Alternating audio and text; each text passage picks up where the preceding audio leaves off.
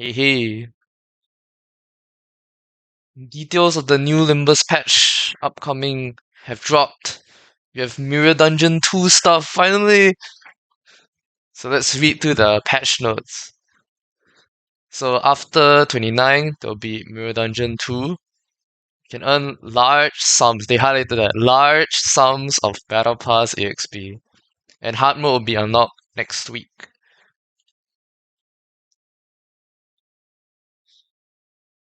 So now there's no more Enkephalin modules required for entry, but instead you choose whether you, after the dungeon, whether you want to use it.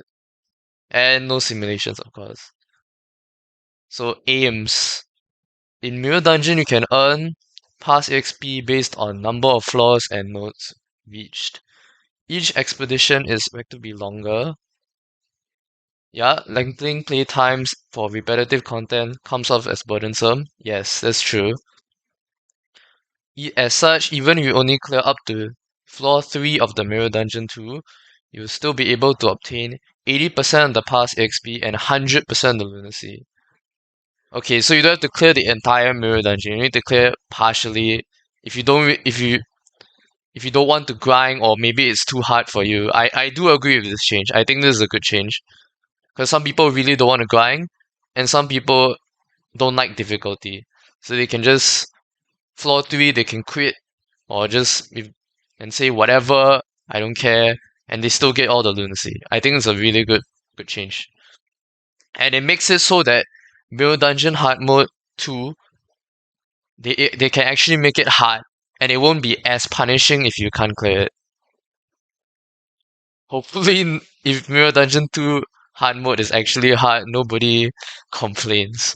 And I like how they actually acknowledge that it's repetitive and it's burdensome. So at least they're trying to change, and I hope the changes actually go well. It's Project Moon, man. You never know. You never know. So we see the reward breakdowns with bonus. Lunacy 250%, 250, blah blah blah. Same stuff. It's just the battle pass EXP is increased and the module count is increased. And the number of nodes in the Mirror Dungeon 2 has increased from 20 to 30. So there's and 5 floors. That's basically it. The same as the last patch notes. The last time they mentioned Mirror Dungeon 2. And yeah, they're removing Ego Shard crates, and now it's in the Battle Pass.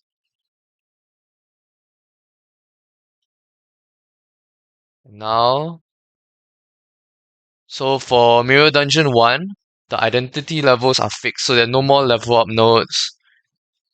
For Mirror Dungeon 1, if it's fixed at level 30, for Mirror Dungeon 2, it's normal mode, it's fixed at level 35.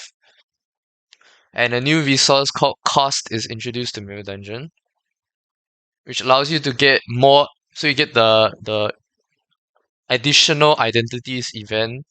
Like you can buy additional identities, and you can buy additional ego gifts. I assume they say ego here, but I also assume you can buy additional ego gifts. And initial setup team doesn't require any cost, but on hard difficulty you'll be given a set amount of cost. So I assume from what they're trying to say is that some identities may require a higher cost than others. Maybe OP identities require a higher cost, or possibly OOOs have a higher cost than OOs and Os. That's probably why OOs are less good than OOOs. That's what I assume.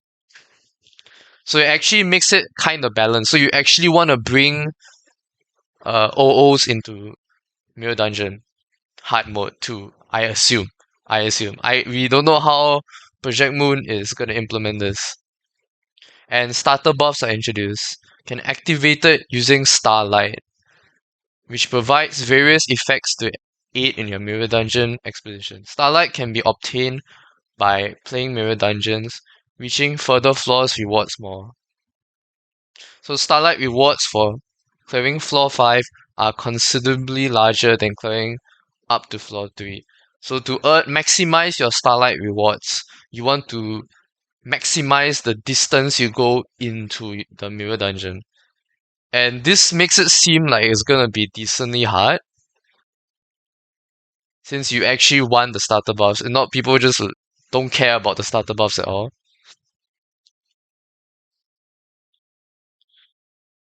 Floor-based enemy buffs in Mirror Dungeon. Starting from Mirror Dungeon 2, a new system is implemented to make enemies more powerful as you go up the floors. Whenever you proceed to the next floor, enemies will gain a buff that persists throughout the expedition. So it does not apply to Mirror Dungeon 1. So from what I assume, I really like this change. So I think how this change is implemented is that when you go down to the next floor, like you go down the floors, each floor, the enemy will gain buffs. I assume every enemy or the boss or just the boss. So they'll gain buffs like, oh, this whenever the turn ends, the number of negative status effects the enemy has will be halved, something like that. It could be like that.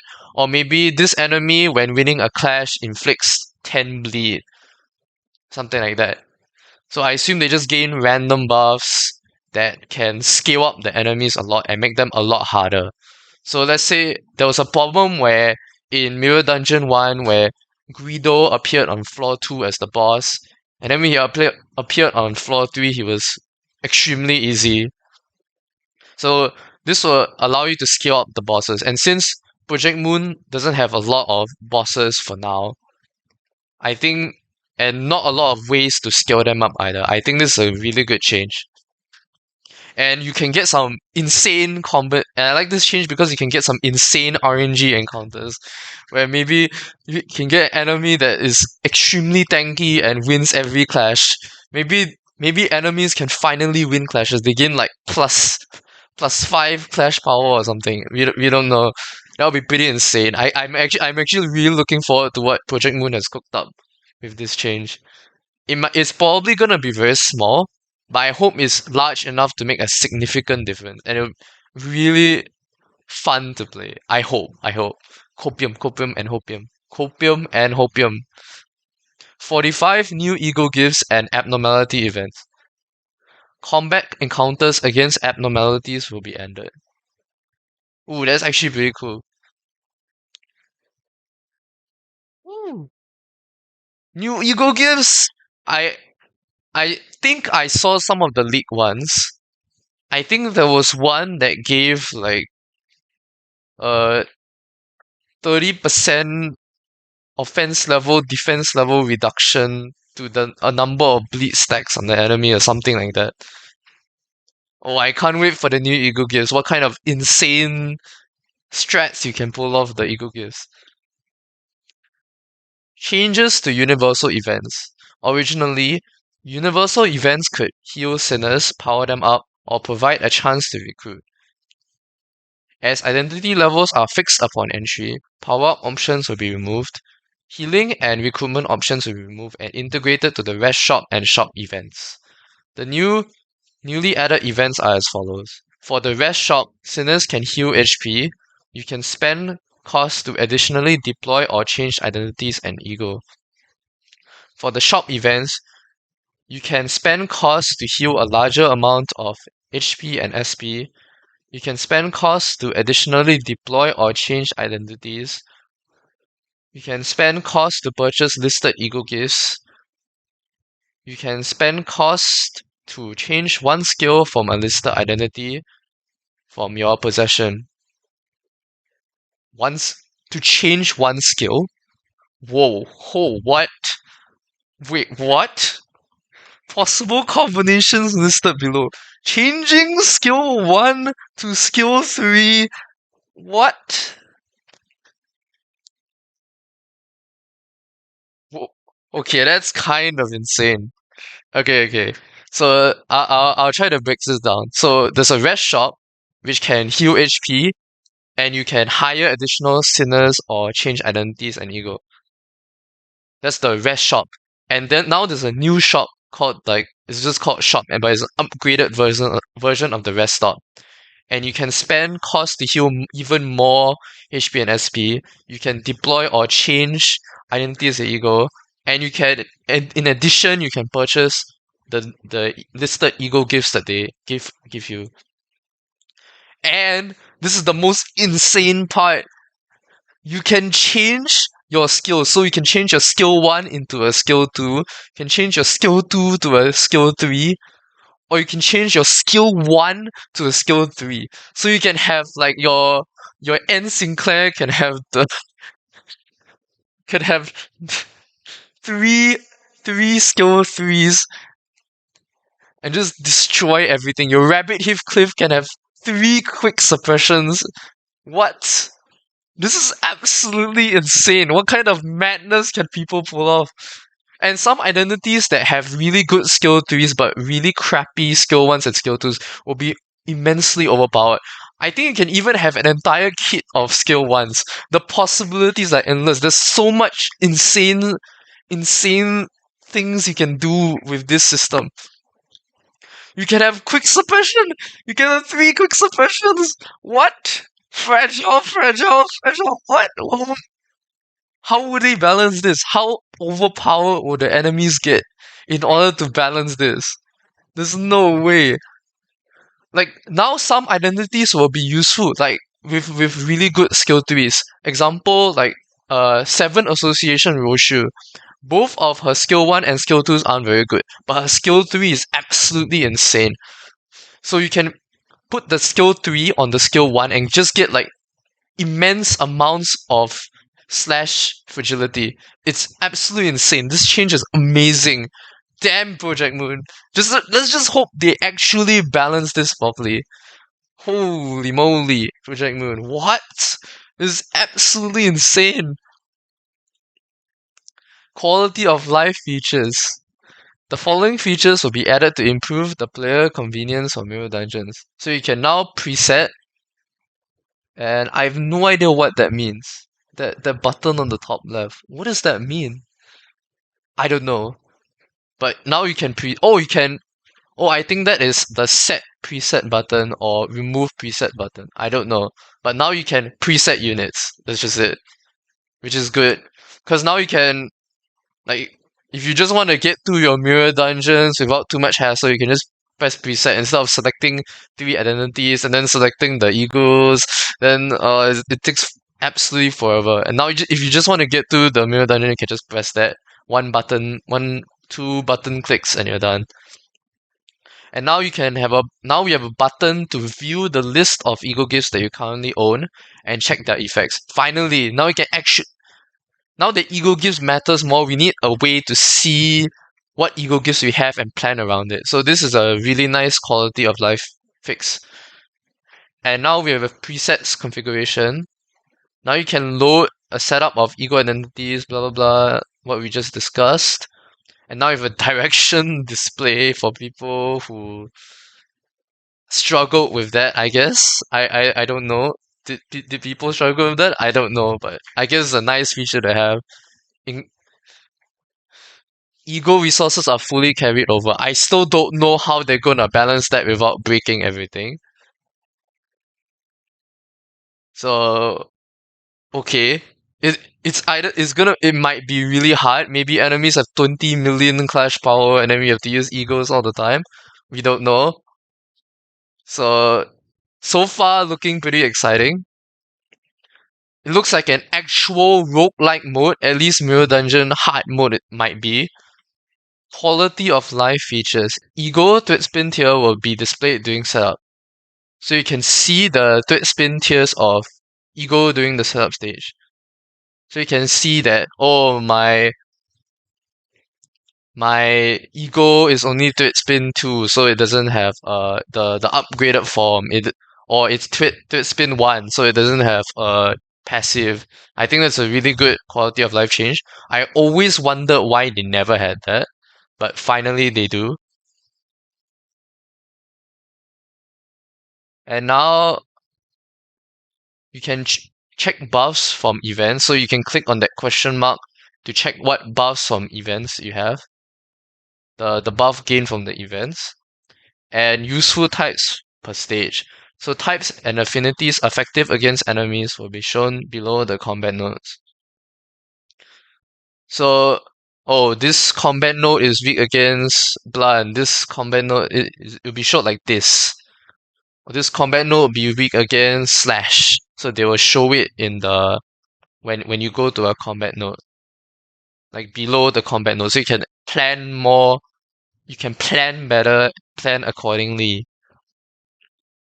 And it adds a lot more agency and choice to the player, which I really like. So far, almost all of the changes have been really good game design. It's just you have to see the implementation. The features of event choices have been selected, showing the outcomes events in subsequent encounters will be implemented in a future update. Okay, so they haven't implemented that feature yet. Okay. But it's fine. It adds more. I was mixed on that change because it ruins like the surprise of it. And I guess since they implement it later, we have more time to see what kind of surprises lie beyond those event choices. You have opportunities to be surprised by what kind of insane events Project Moon prepares for us. And then I guess later when we're grinding Mirror Dungeon, they'll add that change and then makes it a lot easier for the players to see what kind of so they don't have to memorize all the events and stuff. So good on them, I guess. The following changes are applied to Mirror Dungeon 1 and as well as Mirror Dungeon 2. So when starting Mirror Dungeon 1, you can select up to 5 identities and egos. As identity levels are fixed upon entry, enemy levels will be adjusted accordingly. Ally levels are between 15 and 30 in the old version, and enemy levels are 15 to 25. However, the new ally levels are 30 and enemies are between 25 and 34 depending on the floor. That's for, I assume, Mirror Dungeon 1 and 2? Yes, but not hard mode, I think. It might, the enemy levels might be also between 25 and 34, but ally levels are not fixed for Mirror Dungeon hard mode. I mean, they are not fixed. In the process of adding identity or ego to the team by spending cost, you can now replace identities and egos you already have. So what they said earlier in the shop, you can replace what identities and ego you have. Let's say the boss later on maybe you know the boss, or maybe the boss has some buff that makes this ego better, or maybe you don't want to clear for speed anymore, you want to clear for survivability. So you want to have a different identity or ego. You can change it. Now you can replace it. So I think that's a really good change. Gift prompts that randomly appear after a combat encounter after one fixed gift instead of choosing from 3. Okay. So instead of choosing from 3, you randomly get 1. Okay. But for floor bosses and starting gifts, you can choose out of 3. Okay. That's interesting. So you have no choice but to claim, let's say, Gossicipium, maybe. Oh, it's gonna be... I hope there are no, overly negative, like, there are no ego gifts that have a major drawback to them, as well as, like Gossicipium. So, because Gossicipium, even if the dungeon is really hard, it's gonna be a major setback to not be able to stagger an enemy. It's gonna be really bad. Paquetatilia in abnormality battles have generally increased stats. Yes, so there aren't filler fights anymore, I hope. Or at least less of a filler fight.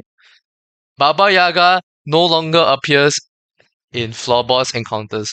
So finally, I from what I know a lot of people, especially the Koreans, do not like the Baba Yaga fight in Mirror Dungeon. So, and it doesn't feel like a floor boss either. So, removing it, I think it's a good idea. And also, I think Baba Yaga as a floor boss presents a lot of design challenges.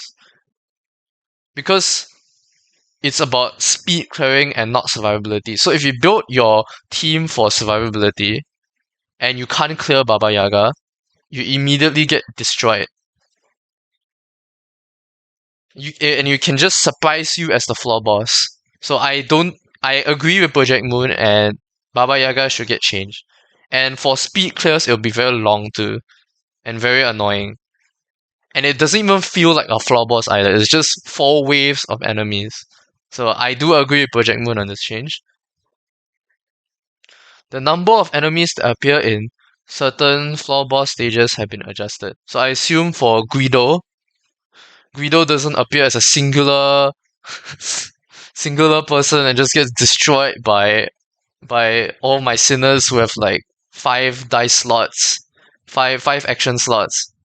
Now Guido is maybe a proper fight now in Real Dungeon. Tweaks have been made to deployment process for identities and ego. Okay. In Mirror Dungeon 1, the number of diverging paths have been reduced from 4 to 3. Okay. Stages in Mirror Dungeon 1 change so you can earn cost in them. So yeah, they're just saying that you can earn cost in Mirror Dungeon 1. That's it. Fix certain gifts not working as described. Okay. And bug fixes. So far, these are all amazing changes. There are a lot of changes that ooze with good game design. And we just like I said earlier, we just have to wait for their implementation to see whether it's balanced, whether what we think matches reality, whether they'll actually pull through, or whether it's really rushed. But Project Moon's Project Moon. They'll change it later. Hopefully, if it's very unbalanced or very poorly designed. So honestly, very looking forward to these changes. Looking forward to some insane stuff happening with 3 quick suppressions. Using now you can use like 4 quick suppressions in a row or something. You can do some absolutely insane things in Mirror Dungeon now. And yeah, that's for Mirror Dungeon 2. And now we move on to the Ego. So we'll look at the Ryoshu Theft Ego first. So I assume that this one builds into the next one. This Ego builds into the hair version. So inflict bind next turn. If target has X bind, inflict plus coin drop next turn. I really like plus coin drop as a status effect.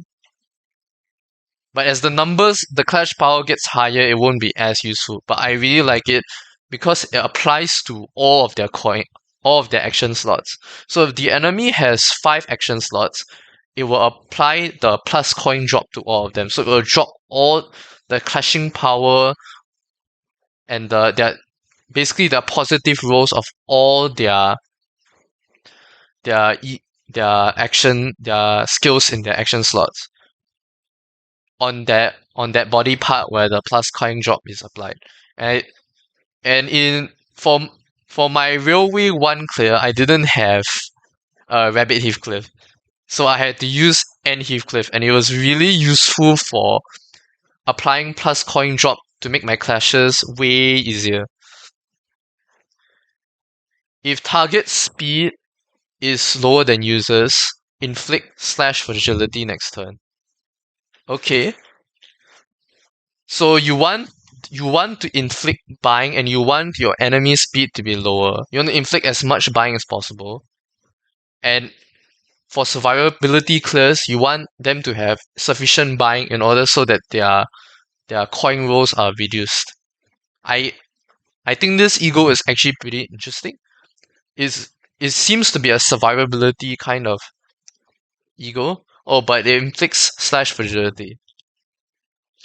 I think the plus coin drop won't be as useful here, because it's gonna be not that easy to inflict buying unless an ego gift somehow allows you to inflict massive amounts of buying. I don't see the plus coin drop being that easy to activate. If the target speed is slower than the user's inflict slash fragility, it depends on, of course, how much, but the requirement seems extremely easy to activate. So it should be really good. Even if it's like 2 or 1, it's still really easy to hit. And also it depends on the cost of the ego. If it's spammable, then it should be even better. Maybe you can use it like in succession, and it's slash fragility next turn, so it's more of a prep. So inflict buying on them, and then next turn you can set up your clashes easier to take advantage of that plus coin drop and that slash fragility. I really like the design of this ego. So I assume that's how you're gonna use the ego.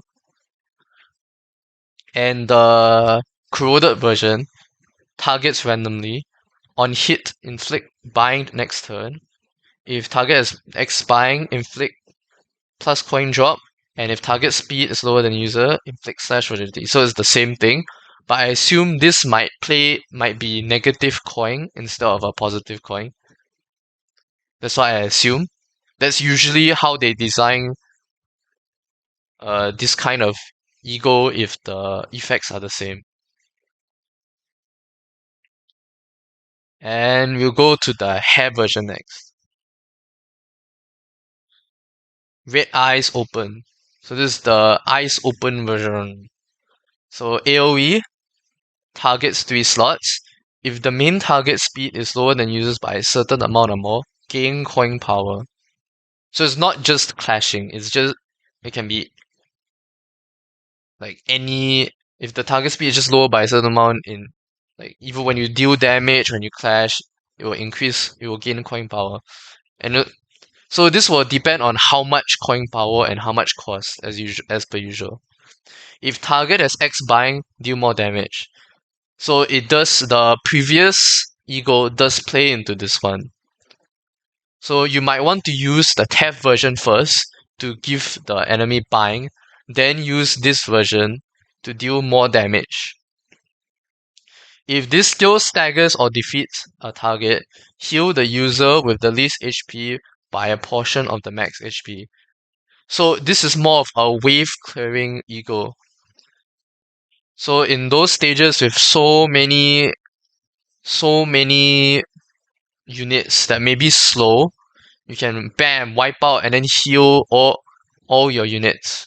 So this seems to be more of a survivability ego and a mirror dungeon kind of ego, because you're gonna go through all the nodes losing health, and this allows you to heal back all your HP. So I think this is pretty cool. I like the design of this. So I assume that's how you use this ego.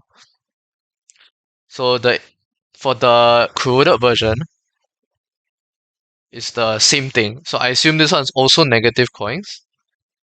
Or maybe it might be a positive coin ego but higher. But I don't know. It seems like it's gonna be another Ebony stem situation.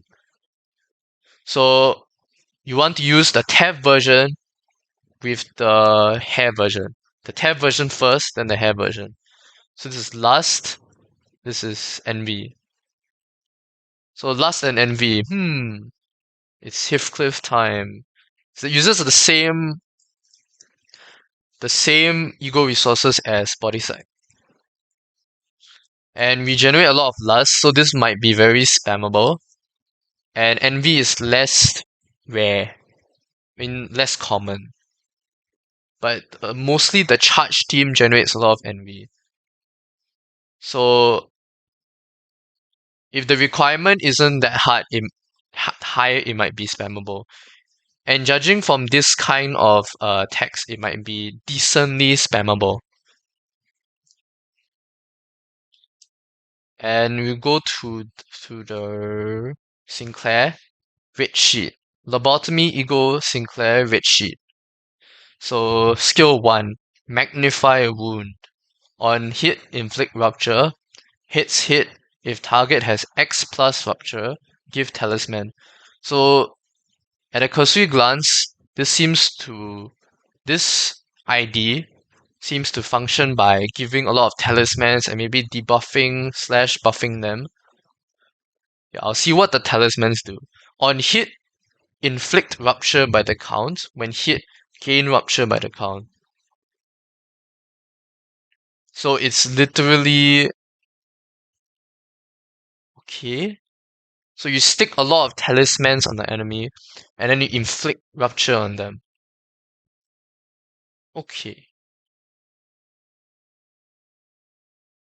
Oh, so you can... Oh, so it's not a debuff or a buff. It's what you might call it. It's not a debuff or a buff, but it's neutral. So if you have the talisman, you inflict rupture by the amount of talismans you have. But when you get hit, you gain rupture by the count. And at the turn in, at maximum count, you move all the talismans and gain fixed damage.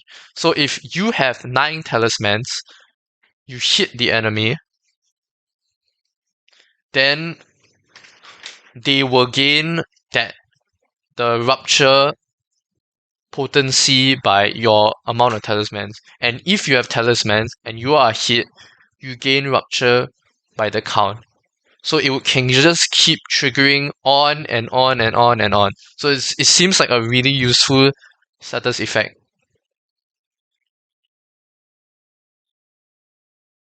And as long as you don't get over the threshold, it can just keep triggering over and over again. So as long as you stack rupture count, this seems really amazing. This could be your only source of rupture potency apply, and then everyone else just applies rupture count. This seems like it can deal massive amounts of damage if the number of talismans is high enough. And over a number of turns, you can just keep building talismans. But it all depends on how high this count is. Let's say if it's 12, you can stack up to 11, so you can deal 11 rupture every time you hit an enemy. And if you apply on the enemy and you have it on yourself, it's basically doubled. It's additive. So this seems like a really useful status effect depending on how implemented. If this is 3, that is pretty useless. So inflict rupture. So this seems to be a very rupture focused unit. And if target is X rupture, gain talisman. So you want to stack rupture on your opponent as high as possible with as much count as possible. So we don't know how we will be able to do that in Mirror Dungeon 2. I assume there will be new ego gifts that will aid us in that, and it's the same with Thunder Branch. And there might be a strat in Refraction Railway 2 that allows us to inflict massive, stack rupture effectively. And this seems to be the payoff for stacking rupture. It's just inflicting massive amounts of rupture potency on the opponent if you can get the stacks up. Proliferating talismans, gain talismans. So the second skill allows you to gain talismans. It's the same with the first skill also. So all of these seem to gain talismans, and then the third skill spend talismans. Alright. So your second skill, you want to use it, 3 coins. You just want to gain your talismans. And if the target has rupture, X rupture, you gain even more. And for the third skill, you spend talismans and you give it to the opponent. So all of his skills have been gaining talismans, and then the third skill you give it to the opponent. This one seems like a really amazing support ability, because the talismans don't get removed unless they're at X plus count. So you can just keep stacking damage on the opponent. And it allows you to, because it removes, if on yourself, it removes at X plus count. So it allows you to manipulate your talisman count so it doesn't get too high. And if the target has talisman, inflict rupture count. So this is even more of a payoff, and it inflicts rupture count this time. So it allows you to have a greater ability to stack rupture count. And on top of that, with the new Mirror Dungeon changes, you can put his skill 1, exchange his skill 3 with your skill 1. This makes it even better. So you want to, if you change your skill 3 with your skill 1, you want to gain talismans, keep gaining talismans with skill 2, and then keep spamming your skill 1, and then make the enemy have massive amounts of talismans. I think this design is amazing, and so far at least. And you get this guard skill. On use, gain talisman. So it's just a random guard skill. At least it has some effects on it. It allows you to gain talisman. Maybe this has a large amount of talisman gain, such that it may replace his skill 2 or make his skill. But I highly doubt it will be better than his skill 2. Unfixing talismans. On hit, if the target had rupture, gain talisman. Okay. So on hit, who? On Sinclair? Or on the enemy? So I assume if this is on Sinclair, if it's on hit Sinclair, then that's pretty weird. So I assume because if it's on hit on Sinclair, that means Sinclair will gain rupture, right? If he has talisman on him, he will gain rupture. So that's really weird. So I assume like it's very unsynergistic. And it doesn't seem like something you really want to be doing. Unless you're going for speed clears. So I assume this is on hit on the enemy. If the target at rupture, gain talisman. So it's a additional benefit. And I assume this will be owned. So far it's a really good passive. Gain even more talismans. So this is more of a very good support for rupture teams. At the start of the combat phase, give highest resonance times 2 talismans to the ally with the most HP. This is actually pretty interesting because it implements the talisman mechanic to an ally to just a random ally with the most HP. So highest resonance times 2. So it could be, don't know what kind of resonance. It could be lust, it could be gluttony. But getting 1 talisman is not very useful. 2 blah blah blah, I don't think it's that useful. But in Mirror Dungeon, where you could bench a lot of units, it might be decent amount of damage. Or maybe just a decent support if you're gonna bench Sinclair.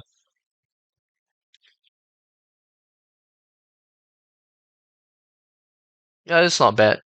And maybe if the ally has maybe 5 coins, 6 coins kind of ability, it could add up a lot. So if, let's say an ally has 6 coins, and then you give 10, let's say 10 talismans, which is not going to happen, highest resonance times 2. So it could be, let's say you have 5 allies, and then 5 resonance. So it gives 10 talismans to the ally with the most HP. If you have 5 resonance. Then if that's how resonance works. I'm not too sure how resonance works, but I assume if all 5 allies have envy skills or something like that, or whatever this requirement is, it gives 10 talismans to the ally of the most HP.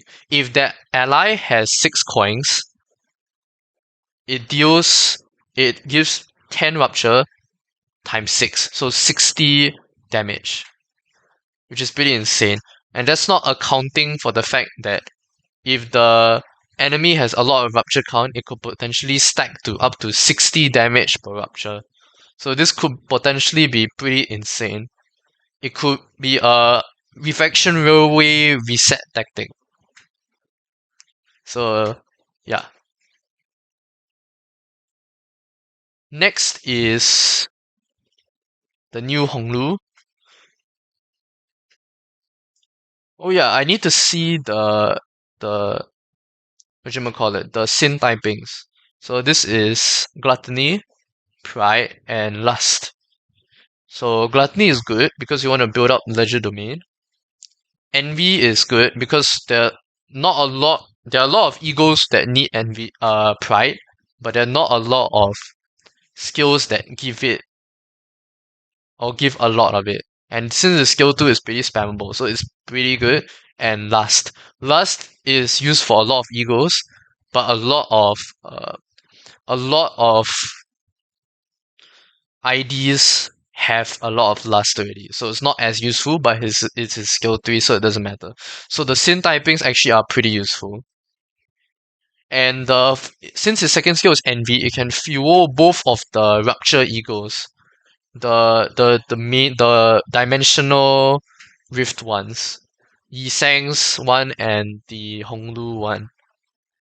So overall this is actually pretty useful. And the gluttony one, I think it fuels one of them too. I remember one of them needed gluttony. I think it's the Hong Lu one. I'm not sure, but it fuels one of them. So this makes it even better. So it's very synergistic with them. And now I'll move on to the Hong Lu ID. So pride skill, impede the intruder. Gain coin power against targets with rupture. So I said just now that pride skills are not very common, or at least good pride generators are not very common. So this allows you to gain a lot of pride and gain coin power against targets with rupture. So a lot of rupture egos seem to use pride and gluttony. So these two are heavily synergistic also. It's the same with the Sinclair. So gain coin power against targets with rupture. So the skill 1 might potentially be decent or at least really useful. Maybe, we don't know how high the power is in against targets with rupture. Okay. So it's just a small benefit if you want to clash with that. But it doesn't inflict any rupture or rupture count. So since this seems to be a rupture unit, don't know. Like, it doesn't seem that good. Inflict rupture. If target has X plus rupture, heal by a portion of the damage dealt. So the second skill is a healing skill. And it requires the enemy to have enough rupture. So this doesn't seem that good, unless the requirement of rupture is not that high. But it still makes him a tank unit, and tank units are not that good for now. Maybe in Mirror Dungeon 2. So this doesn't seem that good, and it's more of a payoff for rupture. If the payoff for having a lot of rupture is that they're able to tank. This works well with Sinclair's ego. Sinclair's new ID.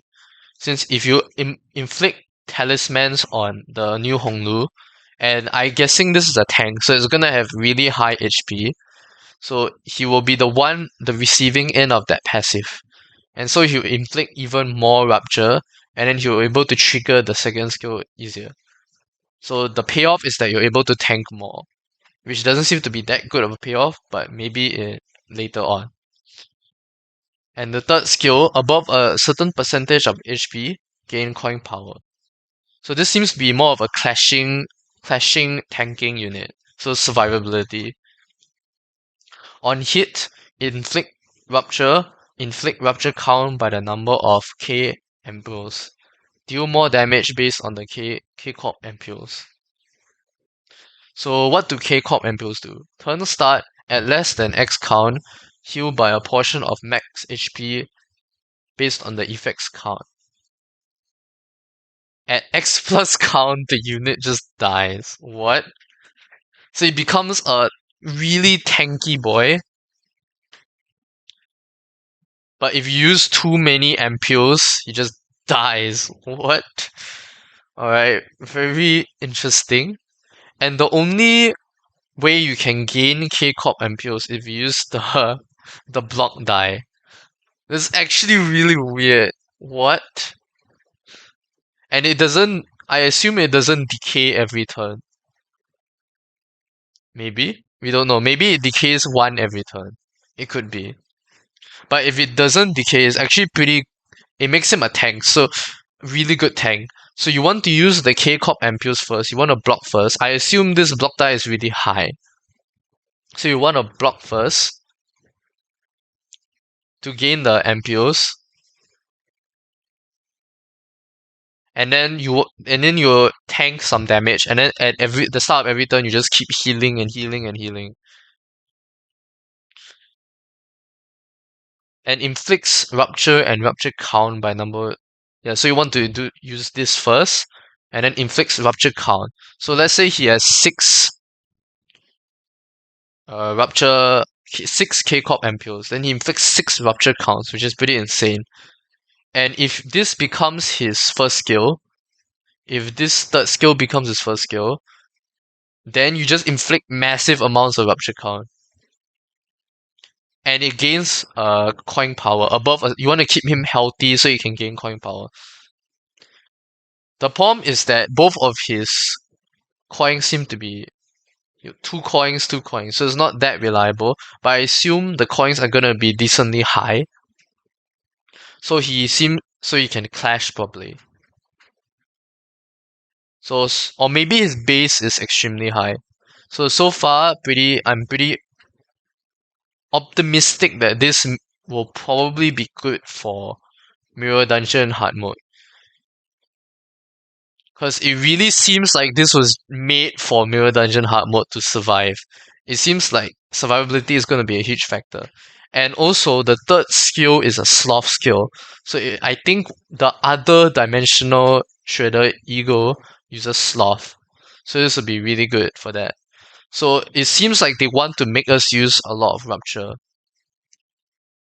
So when hit, if less than a certain percentage HP, heal and gain K-Corp ampules. Oh, so this is the other way you can gain K-Corp ampules.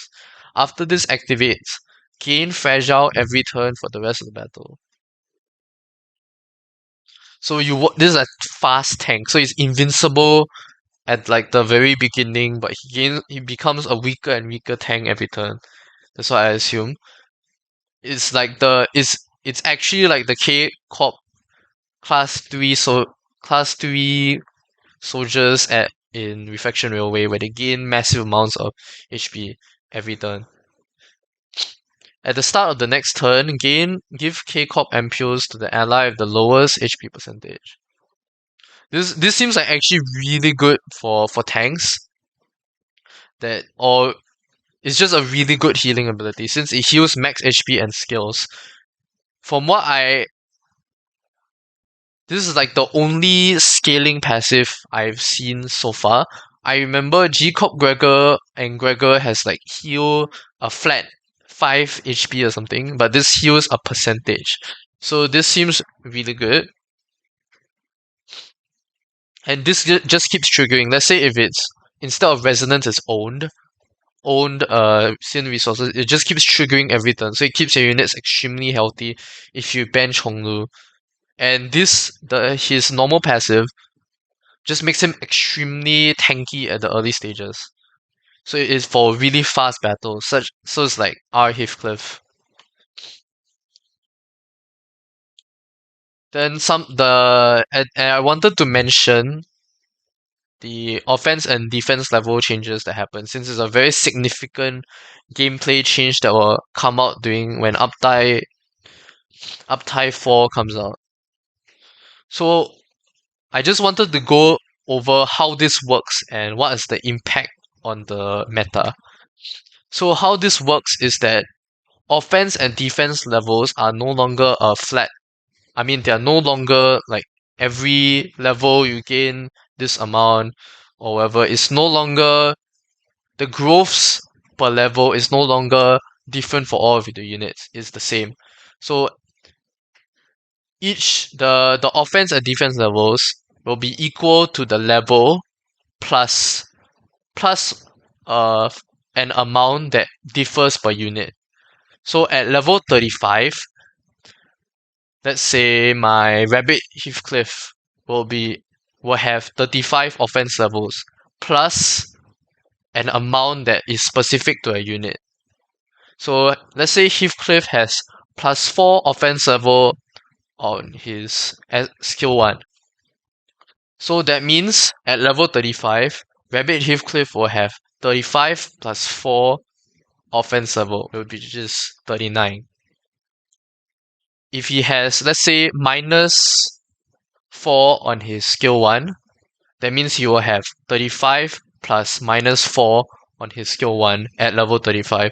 So you have 31 offense levels, which is a massive difference. So this will be relative across, like as levels go up, the offense level scaling will be relative across all IDs. Because previously, as the levels went on, the gap between the IDs with the highest offense levels and the lowest offense levels just keep getting wider and wider. KK Hong Lu will get less and less useful because the difference between the offense level of the skill and the enemy's offense level determines how much additional clashing power you get. So previously it was plus 5. When uptime 4 and this change is implemented, it will become plus 3. So it will become even more significant. And I think this is an amazing change because it makes IDs, their clashing power, relatively, like they don't, like as levels go higher and higher, it doesn't make certain units like KK Hong Lu less useful. Instead, their relative clashing power stays the same as the levels go up, in accordance with the other units. Which this makes it amazing change, and it also allows them to balance the clashing power of already existing units that are overpowered. Let's say Rabbit Heathcliff, they can give Rabbit Heathcliff like minus 4 clashing power, so it doesn't make him that good, basically. It gives them an excuse to actually balance. So that's really, the impact is massive. And this is an amazing change. So for all of the changes have been absolutely amazing. So yeah, that's all I wanted to talk about. And oh my god, I have to wait for the next patch. It's gonna be so amazing. And see you on the next patch. Goodbye.